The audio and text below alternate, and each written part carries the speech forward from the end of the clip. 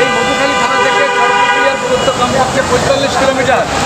কিছুদিন পূর্বে সঠিক সরকারের আমলে আমাদের ডুমাইন ইউনিয়নের সমাধিনগর পঞ্চপল্লী পোকরা সিদ্ধাজুরি সেখানে নির্মমভাবে মানুষকে পিটিয়ে কিন্তু হত্যা করেছে আওয়ামী লীগের লোকজন। যদি সেই সময় থানাটা যদি কাছাকাছি থাকতো তাহলে এই ধরনের নির্মম হত্যাকাণ্ড সেখানে ঘটতো না। এখন আমরা বলতে চাই যে এখানে যে এই রৌপনগর উপজেলা বাস্তবায়ন কমিটির যিনি এখানে নেতৃত্ব দিচ্ছেন, সভাপতি হিসাবে তিনি একজন শিক্ষাবিদ, অ্যাসোসিয়েট প্রফেসর এবং সাবেক আরপাড়া ইউনিয়নের চেয়ারম্যান জননেতা জাকির হোসেন মোল্লা, পাশাপাশি বিএনপি নেতা এবং আরেকজন শিক্ষাবিদ এবং নওপাড়া ডিগ্রি কলেজের অধ্যক্ষ কাজী কামাল সাহেব এখানে সদস্য সচিব হিসাবে দায়িত্ব পালন করছেন। আমি স্বরাষ্ট্রমন্ত্রীকে বলতে চাই, আপনি বর্তমান সরকারের শুধু একজন স্বরাষ্ট্রমন্ত্রী নন, আপনি আমাদের বাংলাদেশ জাতীয়তাবাদী দল বিএনপির একজন গুরুত্বপূর্ণ ব্যক্তিও বটে।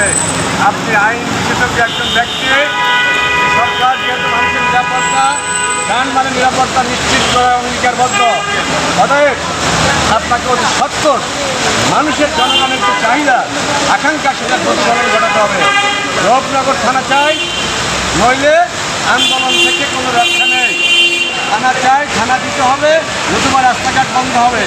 আপনি জেনে খুশি হবেন কি অখুশি হবেন জানি না, আমরা বিএনপিকে নেতৃত্ব দিয়েছি যখন আলিগড়ের সময় 200 মানুষ ঢাকা শহরে রাজনীতি করেছে, তারপরে আমরা করেছি। আজকে থানার জন্য কেন ঢাকা আসতে হবে? এই থানা আমরা চাই, মানুষের নিরাপত্তা চাই। এই কামারখালী অঞ্চলের মানুষ শিক্ষার দিক থেকে 1 নম্বর, তারা শান্তিপ্রিয় মানুষ এবং তারা ভদ্র মানুষ।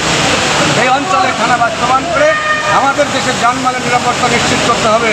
যতদিন এই থানা বাস্তবায়ন না হবে ততদিন পর্যন্ত আন্দোলন সংগ্রাম অব্যাহত থাকবে।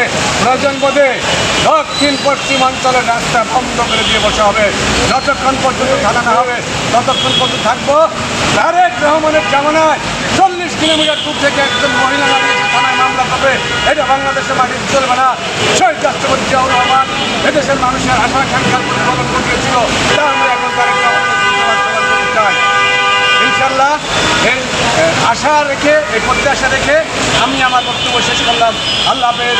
বাংলাদেশ জিন্দাবাদ, শহীদ রাষ্ট্রপতি জিন্দাবাদ, জিন্দাবাদ।